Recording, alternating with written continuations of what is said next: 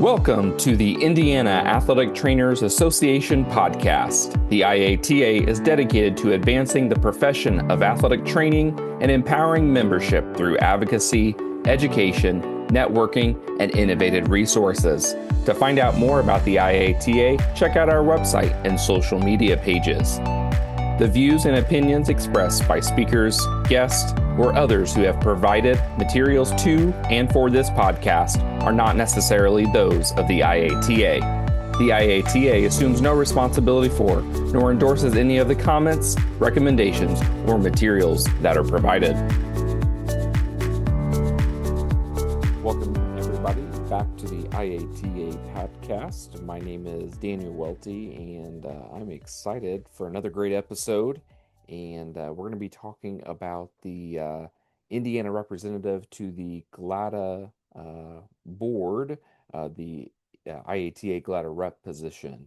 And I am pleased to have Patrick Ohaver, who has served in that role for many years, on the podcast episode today. And welcome in, Patrick. Well, thank you, Daniel.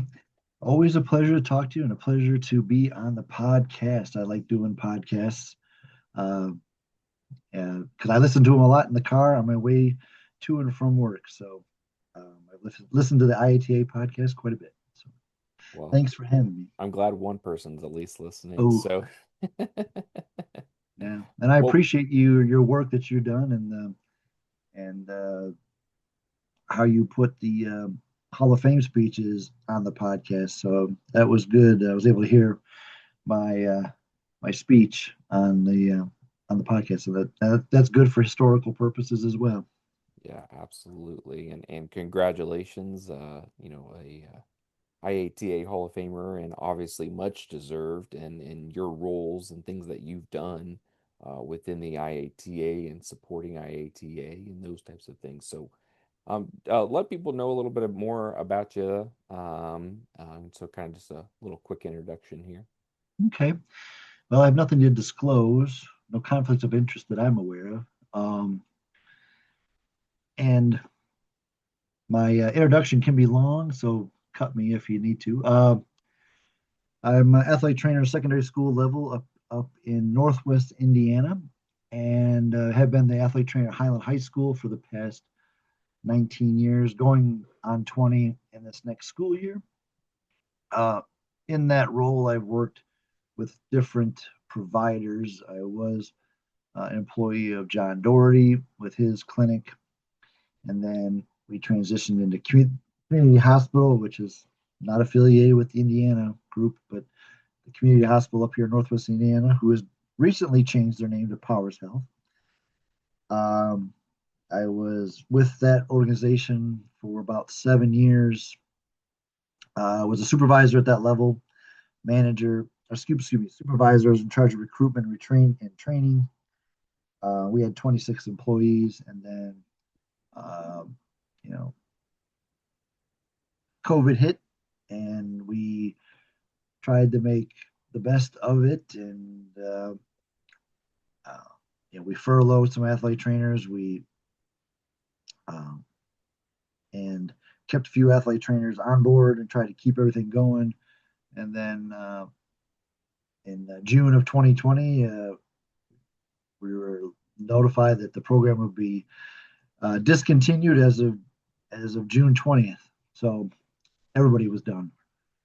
And all of our schools that we had services for, we're going to have no athlete training services. So fortunate enough to be picked up with Methodist Hospital up here in Northwest Indiana, and maintained the athlete trainer at Highland High School through a hospital outreach contractual agreement, and have been elevated to supervisor within that organization. And we service approximately 5 schools and are the official sports medicine provider for the Gary South Shore Railcats, for those of you who follow that baseball league. And graduated from Northern Illinois University and was an internship guy.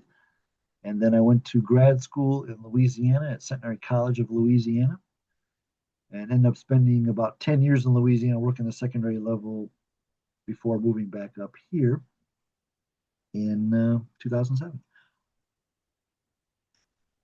And not only from your roles within your career, your day-to-day job, but you've been actively involved in the IATA, as well as in serving in some roles within GLATA as well. So, could you talk a little bit about some roles that you've served within the IATA and as well as GLATA? Well, probably the first role that I really got involved in at IATA was part of the History and Archives committee chaired by Marion Virgink. And at that time, I was also the GLATA History and Archives chair. Uh, I can't remember what year it was, probably 2013, 2012, somewhere in there. So then we took this massive undertaking for the IATA as to archive the whole history of Indiana, similar to what GLATA District 4 at that time had done already. And Illinois had also done that. So Indiana was going to be the third big archiving project, and Marion was going to spearhead that. So I can't remember what year that we started that, but it was about a 3 year ordeal, going to West Lafayette High School every month, sometimes twice a month on a Sunday from like 11 a.m. till 5 p.m. Just archiving, sorting, labeling these things. Initially, it was just us, and then Marion and I think Angie Miller came up for a little bit, and then our committee grew uh, to a lot of other people, and we finally got it archived and placed in the Purdue archive. Oh gosh, what year was that? It was Brad Gehrig's administration, so I'd have to look in the book, but um, have that uh, archived. Then I've at the end of that, um, uh, I kind of transitioned off of the IATA History and Archives Committee and was appointed to the NATA Historical Commission, and that's been real fun. Um, Going down to Carrollton, Texas, and helping to archive the whole NATA, and seeing those things, and seeing being in the office. I was fortunate enough to go 3 times to the national office and stay about a week, 4 days, and archive and see stuff. So it was that's cool. I'm still on the commission, but we haven't made any trips to Carrollton since COVID. And I know that's not really IATA related, but that's another thing that I do. Another thing I do for IATA is I'm an Atlas ambassador for our state of Indiana.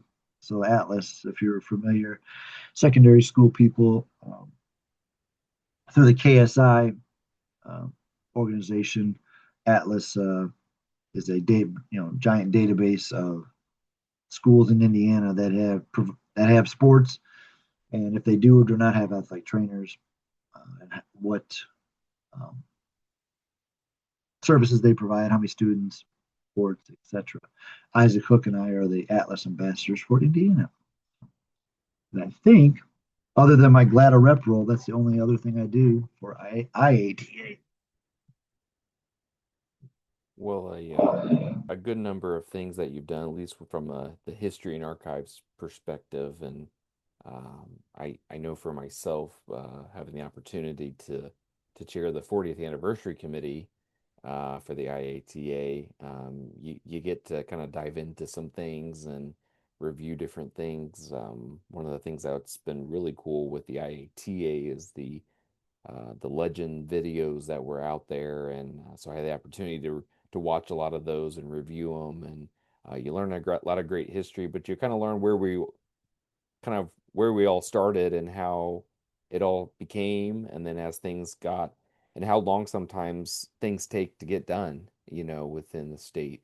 Licensure was a huge one in Indiana. It just took years because it's not something that can just happen overnight, right? So I think it gives you probably still to this day probably gives you a really good perspective on things.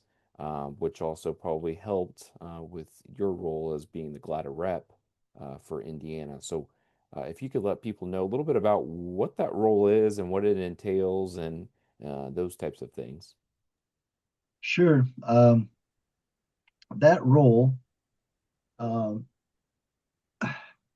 I want to say Indiana was the first to adopt that role because initially, this is your historical lesson here, but historically, the state rep to GLATA was always the president of the state association.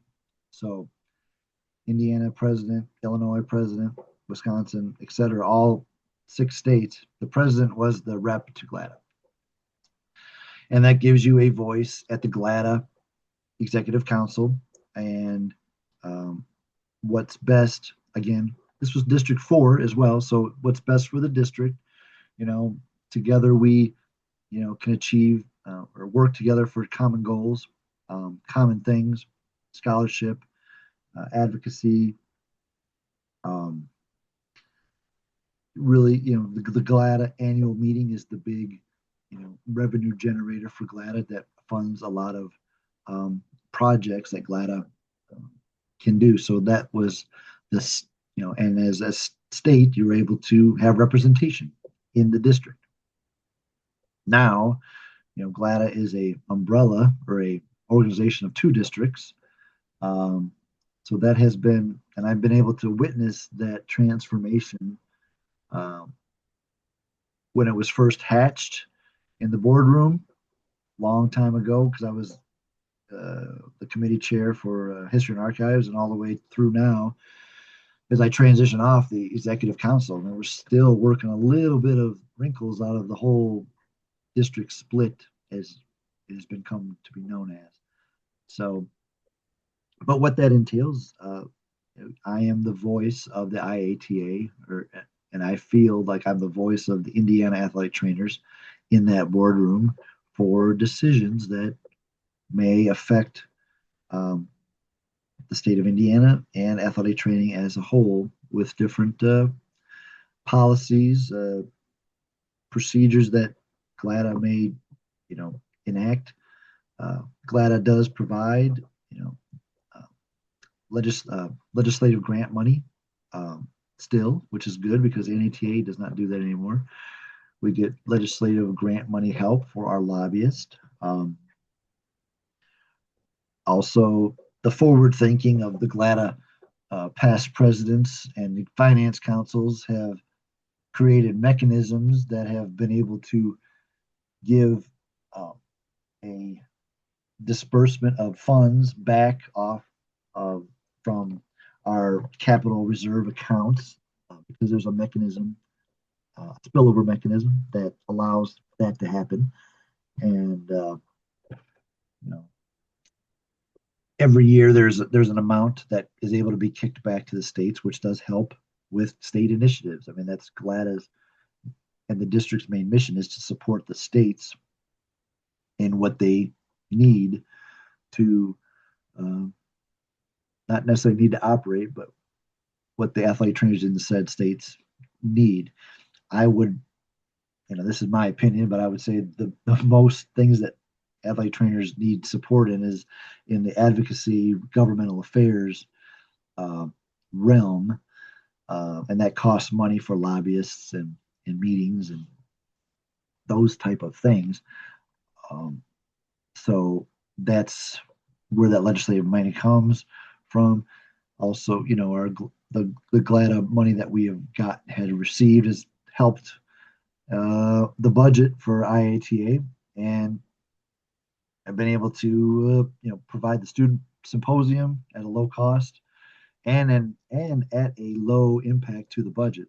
I think this year they broke even, or you'd have to ask Tiffany Franklin for, right away. But as far as I recall, we did not lose a lot of money in that endeavor.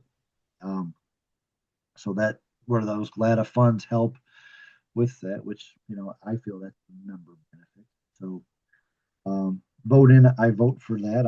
I'm also part of the finance council. That's part of the role in GLATA. I'm also a member of the history of the honors and awards committee, so you have to vote on those awards that are coming up um, in March of 26. Also, the Bobby Gunn Student Scholarship Awards. I mean, so it's a lot of committee appointments that you have, or meetings that you have to do as well. In addition to the state meeting every month that we have it for IATA, and I'm a voting member of that board as well, and I disseminate information from the district to the state as best I can and work with the president and president-elect on. I'm their voice at the table. That's the way I view it. I'm that person. I'm their representative. So when I vote on policies or things that are influential to GLATA and the state, I get their input. I get the executive committee's input. Like, how do you want me to vote on this specific thing? Yay, nay, or abstain. I don't get their opinion on should we retain personnel to be the official photographer for GLATA or the coordinator for GLATA, because those are just up down votes in my opinion. So, uh, but if there's policy um, and things that I feel that would be, it's I don't ever want to put my personal bias into a vote for a policy. So I want to make sure it's reflective. I speak for the state of Indiana, not Patrick Ohaver. Right. Yeah. Yeah. And obviously, myself all being involved within the IATA and being on a voting member of the IATA board, and I've heard Patrick do that a number of times. Come and say, "Hey, this is what they're talking about. What do you guys think?" Present it to people, get that feedback, and then I'm sure communication and behind but outside of those meetings as well, like you said, Patrick, to the president elect, if something's a little bit more urgent or not, or the case may be. But that is always appreciative of that communication back and forth. But it gives like Patrick said, that that GLATA rep position gives that voice from athletic trainers in Indiana, the IATA, to GLATA, because every state, as we know, every state's different. Every practice act is different, so things can look differently. And then I've had the opportunity, to sit in sometimes at GLATA, during some executive board meetings, and Patrick, kudos to you for representing us in Indiana. And but I think when you talk, I think people listen, because you don't ramble on and say a lot of words, but I think you have I think when you talk when you need to talk, right? And so I think that's what I've always appreciated about you and your role, and not only within GLATA but within the IATA as well. And how long? And remind me, how long have you been in this GLATA rep position? Well, thank you for those kind words. Uh, Sometimes I don't feel like I make much of impact, but thank you. How long have I been in this? Well, the GLATA rep role per bylaws of IET is a presidential appointment. So I serve at the pleasure of the president. Um, and Justin Miller appointed me to this position.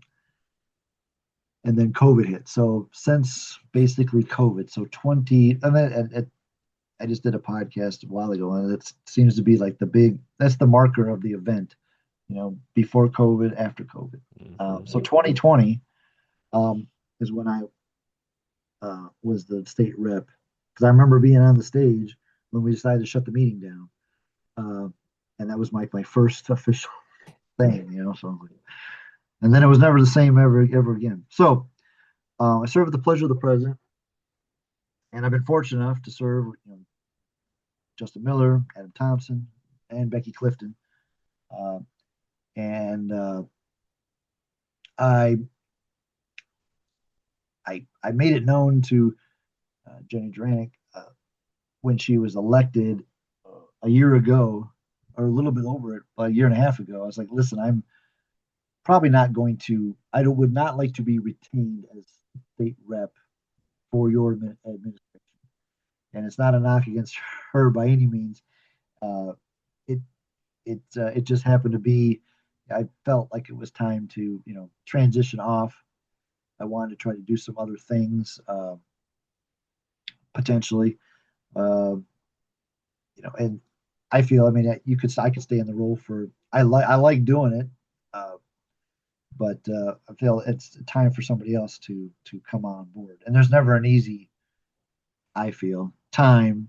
I feel like I'm letting Jenny down, which I know she doesn't feel that way, um, but I was, in my opinion, with that. So that's how long I've been doing it. So Yeah, so 6 years it sounds 6 years, that. yeah. Yeah, so Three presidents, basically. So, right. And I think one of the things that you'd mentioned, Patrick, was before that this used to be kind of your role was encompassed by the president of whatever state association, and I remember that change happening. Uh, was it with Bruce or Tim, one of those two? I believe Tim. Yeah, I believe Tim appointed Jim Miller because I succeeded Jim Miller okay. um, out of Evansville, um, and I want to say uh, that was the first quote unquote representative, and then other states have fallen into that. Uh, Wisconsin, I believe their vice president is the state rep, so it's not the president, but all other, I believe, are state reps that are not the presidents of their associations because And it's a lot. I mean, it's a and lot. Uh, what I do, I feel it's a lot, um, and I can't imagine being the president and being in on all these GLATA meetings and finance council meetings, honors and awards. Uh, yeah, it's a lot as it is. So yeah, and that's what I was gonna say is like and reiterate to people that this role is not only you're within GLATA and serving there, but you're also serving within the IATA, and so you're kind of uh, dual meetings in some aspects. Some people have, are involved in multiple different nonprofits and different associations of, out there, and so they understand the what it takes to do different roles. But I think in your role, it's an appointed position, from the IATA, but you're really serving within you are serving within two different associations, and then as well as within District 4. And so I think that's been one of the things that you've been around with a lot is the kind of what we know as the district split, from now having District 4 and District 11. And so we could probably talk a long time about where that started, where it came, and all that, but just kind of maybe give a brief overview, a little bit about that, and just say maybe some things that, as your role as the GLATA rep from Indiana, kind of what some inputs that you were made when those decisions and thought processes were being had. wow, yeah, that's a whole podcast in itself, probably maybe two podcasts. But Maybe. uh, yeah, I was in the room where it happens, as the song goes for that, and I tell you that the people that hatched a lot, did lot of hard work. Craig Vole, a lot of Indiana representation. Craig Vole, Scott Lawrence, Ryan Wilkinson was the president as well. Craig Vole was our district director, and he went to every district meeting to sell that. Um, Tori Lindley uh, he was instrumental in it. Um, Michael Mole, another GLATA president out of Wisconsin, uh, and you know, Jen Pop was the secretary during that whole time as well. So there's a lot of Jess Hewitt was the vice president, and she was key, and that vice presidential role is now gone as part of the split. But yeah, I will say it probably, I don't know, the way it was presented, and it was great, and it made sense. It still makes sense, but it did now in 2026 it seems to have a little bit it didn't seem to come out the way I guess I envisioned it totally, and maybe some other people. It seemed like, hey, we'll just split two. You guys go, and then we'll be all in this one umbrella. Um, but then there were some interesting financial things that had to happen. I shouldn't say interesting. It's just the way the money, Right.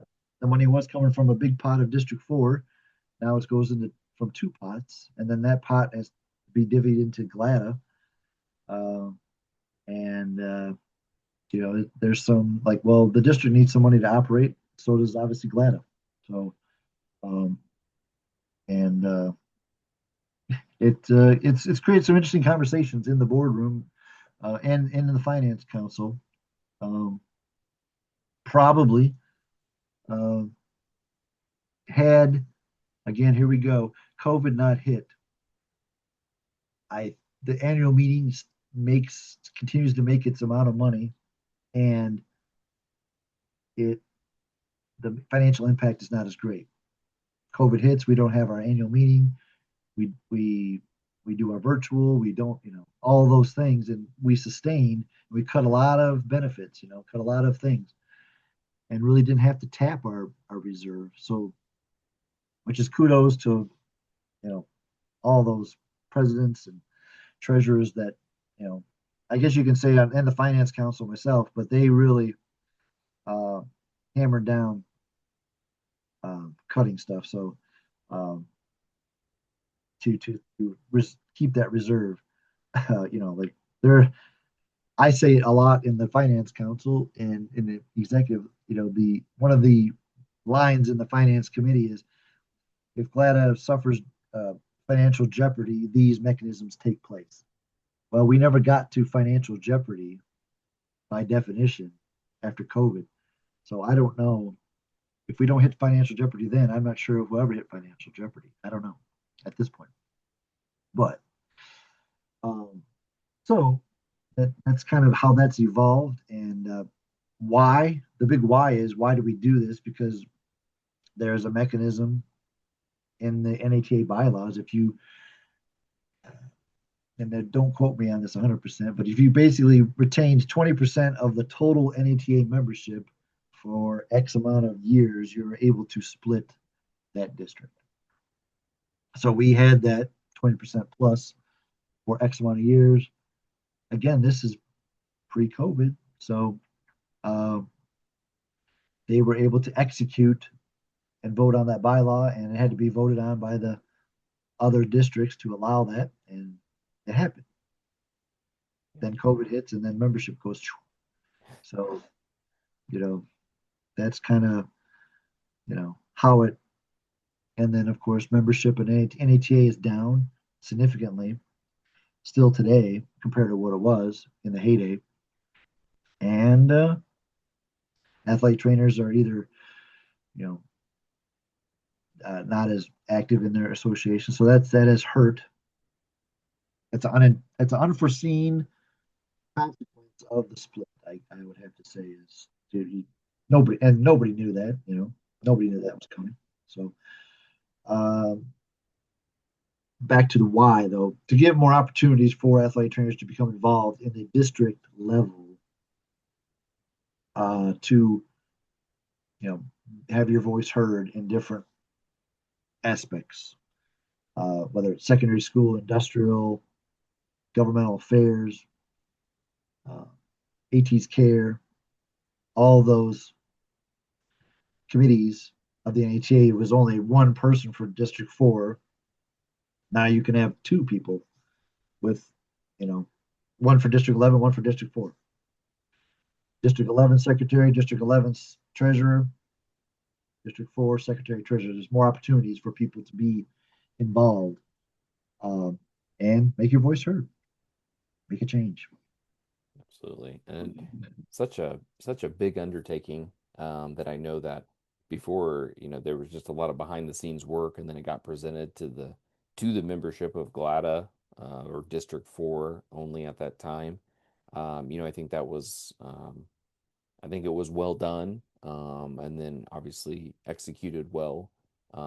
and of the number of people that you had mentioned, and obviously a number of people from Indiana that were definitely making big moves to make that happen. And ultimately, it makes sense, right?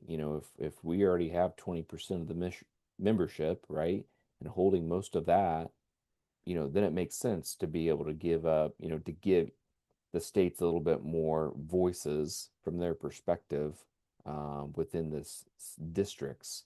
Um, because, and then obviously now District 4 and District 11 each have a district director. And so you have that role within the NATA board of directors. And so there was a lot of value in that, I think, for representation for individual states, and then obviously those states, and now as districts each representing three different states. And so I know a big undertaking, and then I think once you kind of get into it and things that I had heard, it's like once it was official and you think you have everything ironed out, then things pop up and it's like, oh well, we didn't realize this was going to happen, like you mentioned with a little bit of the budget of how money is dispersed and how it goes, and then legally how you have to make sure everything is in line in accordance.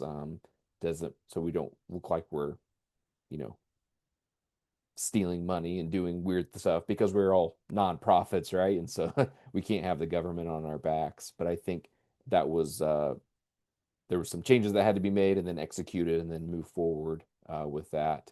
And then ultimately, this, I think where it comes back to the IATA, again, your role, and now you are not only part of GLATA and our GLATA rep to that, but you're also part of District 4 and being involved in the conversations that maybe affect some District 4 business, but ultimately all is, within GLATA as well. And Scott Lawrence is our director, and we meet twice a year, I think. In usually in what's the word in the same time as GLATA, so we'll meet in March. The night before we have our EC meeting, and I have our normal meeting and talk about vote on our little finance budget that we really there's really not much of a budget there because there's really no expenditures there. So um, most of the expenditures come through GLATA uh, too, because that's we have per bylaws and the finance committee budget financial mechanisms to give money to GLATA to distribute slash provide member services and help those things. So as of 2026, that's where District 4 sits and District 11 sits. 10 years from now, I mean, who knows what I'm hoping that it'll still be very similar, the same, mechanism we have, but um, we shall see. But yeah, that's the district uh,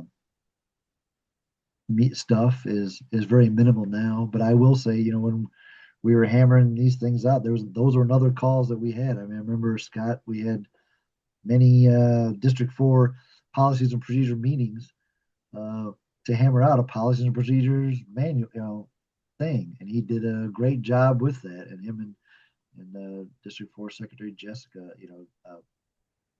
did a lot of hard work, like in the last 2 or 3 years, to get that for a district vote, and we did that. So, uh, but that's now over, so that's a big thing. But that's another. You talk about more meetings on top of meetings.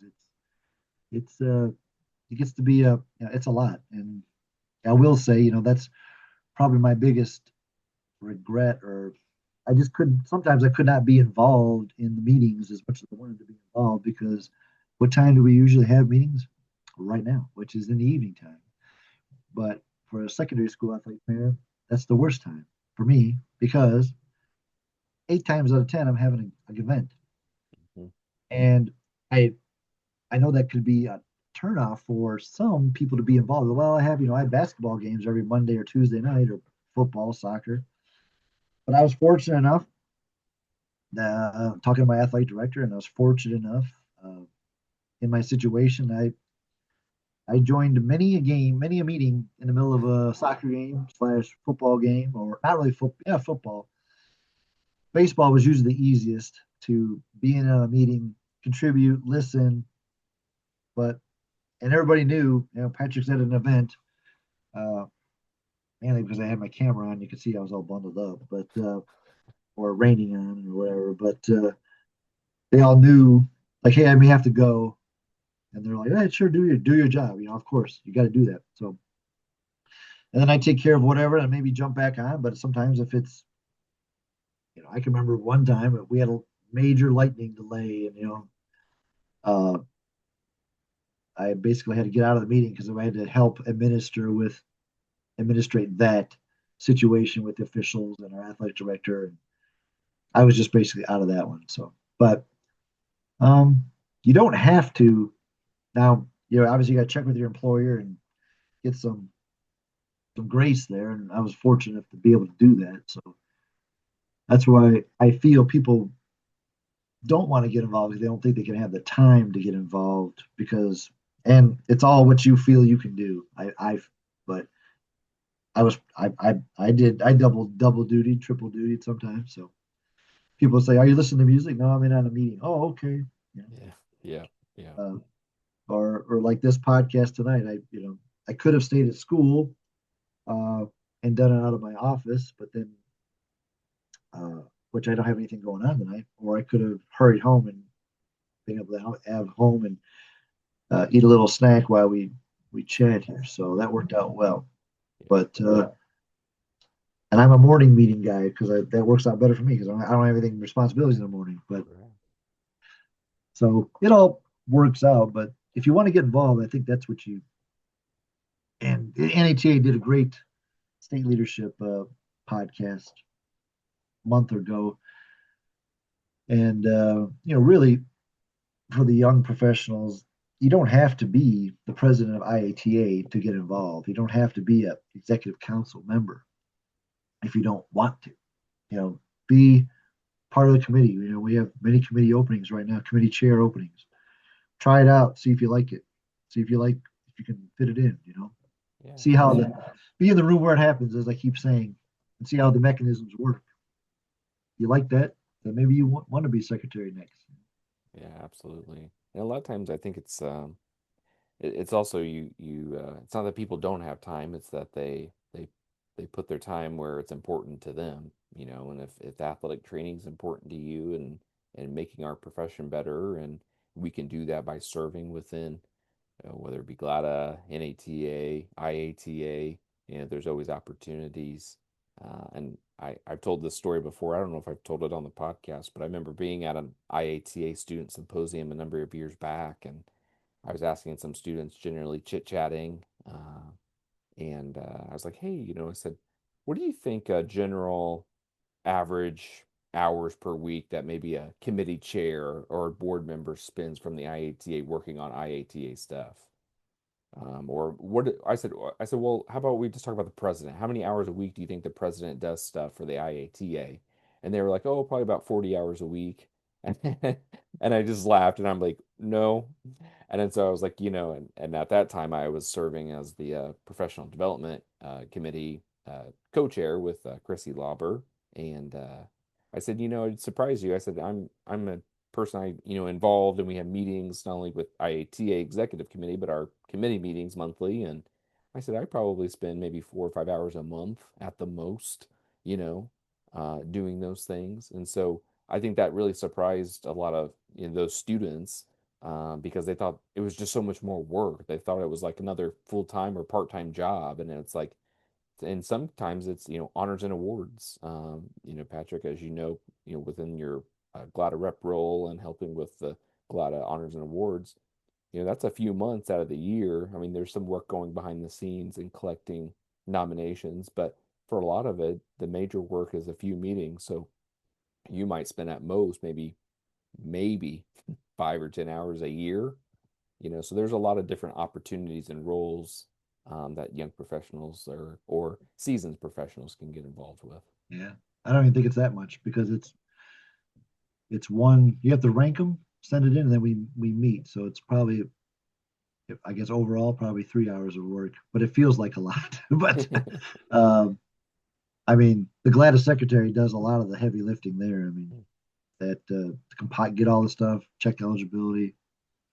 So that's I feel that's probably one of the more difficult jobs, quote unquote, positions to have, is GLATA secretary.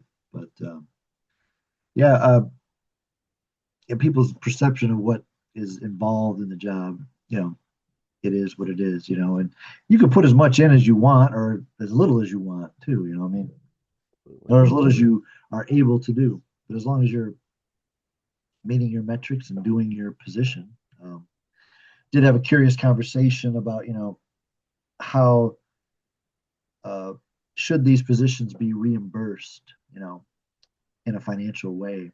And then uh, there's a nice athlete trainer on LinkedIn, and she has a podcast as well. Uh, Talks about that, and I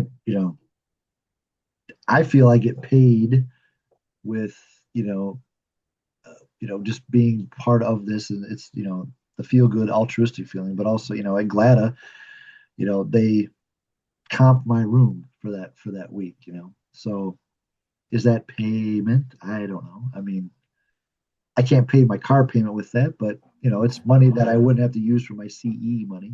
I still have to register. I still have to pay the registration fee. So um, back in the day when it was, they used to give money for NATA for the board members to go. You used to get $500 to whatever that helped pay.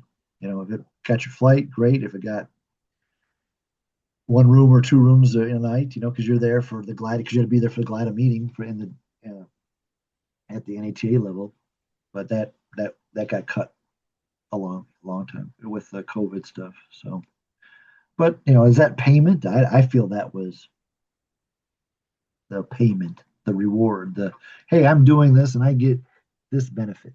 You know, at GLATA you get the executive committee, uh, people that do the work behind the scenes get benefits of a hospitality room, the the president's receptions, those kind of things that you get to, not that the average person has an opportunity to do, but maybe the average person doesn't want to, you know, to be involved at that level. But Yeah, but I, when you average it out, there's a lot more work. If you're yeah, per hour, right, there's, yeah, a lot more work, I would say, probably going in than what you're getting, quote, compensated if you did. true, And how do you do that and then still maintain good membership benefits? And I mean, that's there's a lot to explore there if you were to, if an yeah, association were to do that. But we don't get in, I don't think, Patrick, I don't think you got into service in a right. nonprofit to make money. I know that's exactly. I mean, that's I just do it to. I had great mentors at Northern Illinois because we went to GLATA, and I saw those athlete trainers that up on the stage, and they helped me, and so I wanted to give back, um, you know, uh, to the profession and meet people and help help the profession as best I can with the knowledge that I have. So, Yeah. um, Well, as we're nearing the end of this podcast, is yes, sir. there a story or a major accomplishment or a funny situation, something in within your 6 years as GLATA rep that you could or can share with everybody, and just kind of your role and and what you've done for the athletic trainers in Indiana and your role and to the IATA as well as within GLATA. Wow,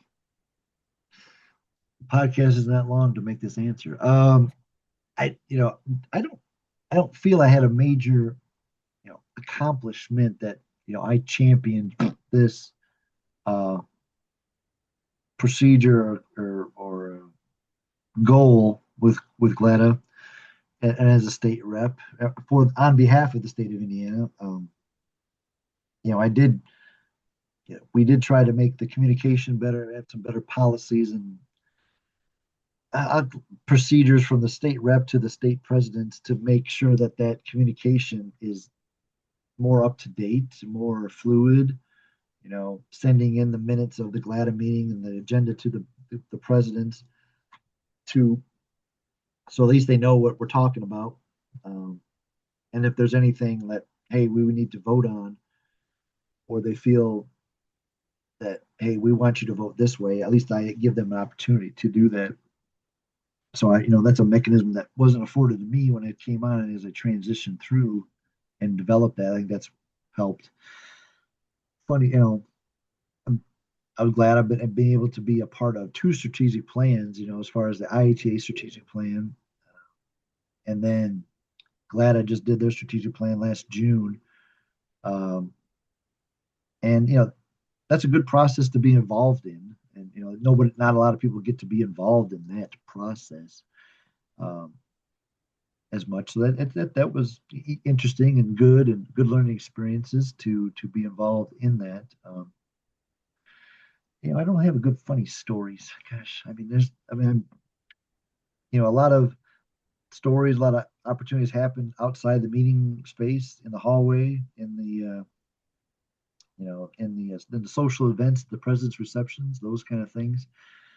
I've just been very fortunate to have been able to serve in the capacity that I have and have the trust of the presidents that uh, I've been reassigned or reappointed with, and learned a lot, from that.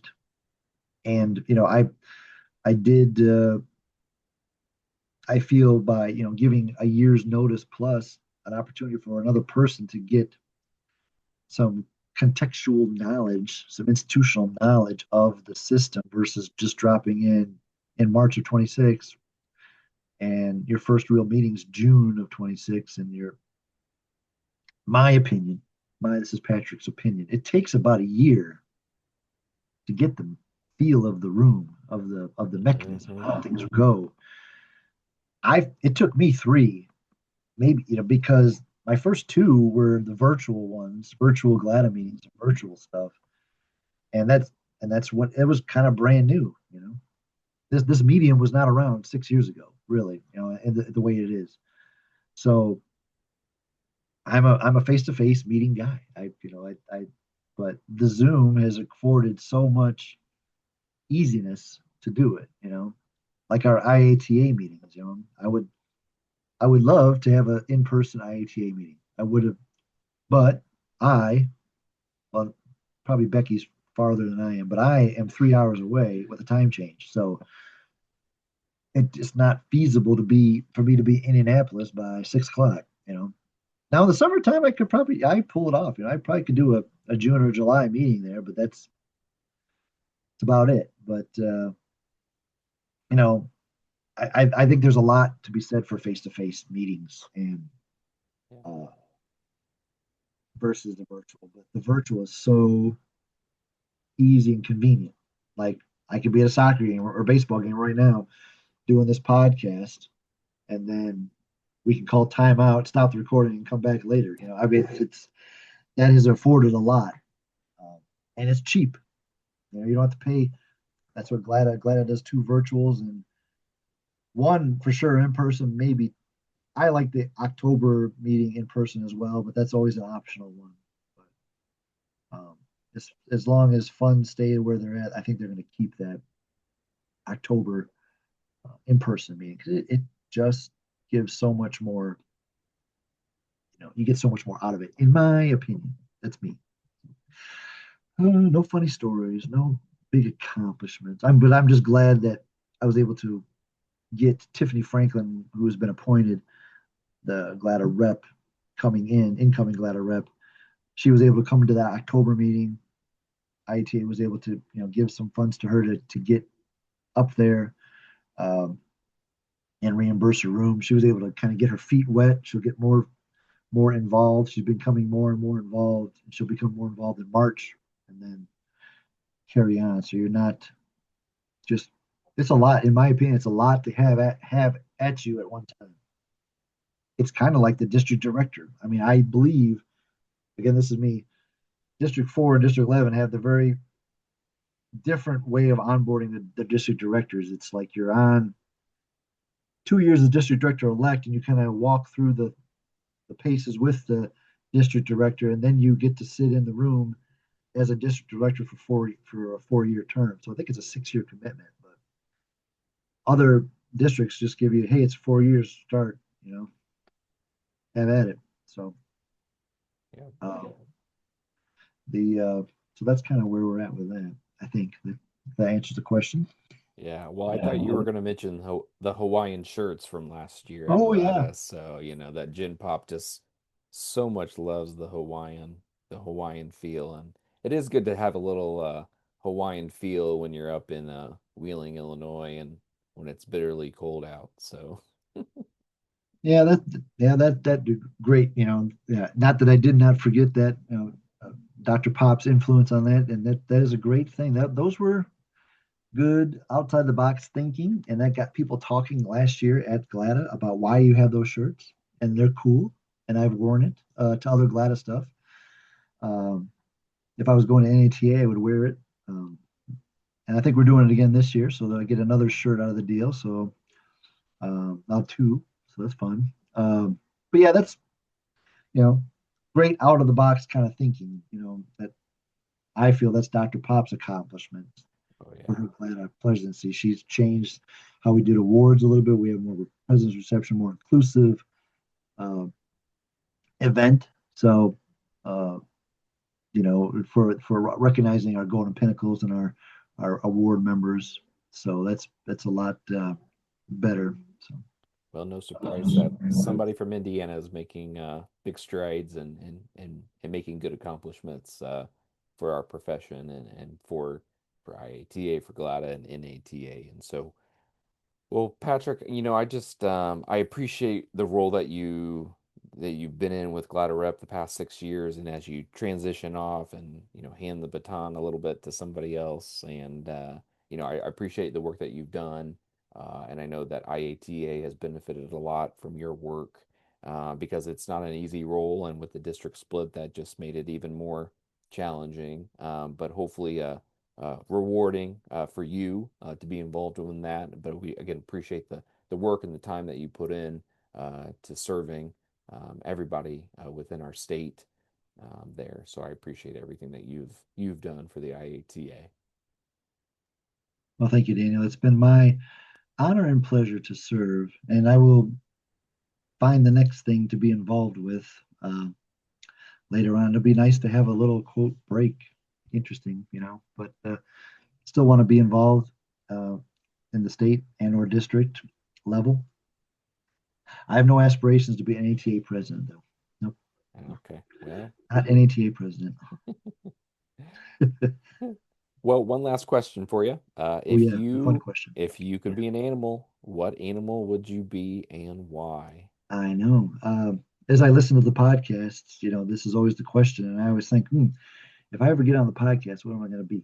Well, Dr. Vole stole my animal, unfortunately. So it's like, dang. So I can't be an eagle. So I could, but I'm not going to be because I don't want to steal the man's favorite animal. So I'm going to, but one of my hobbies is bird watching. So I'm going to be a bird. So I'm going to go with the great horned owl.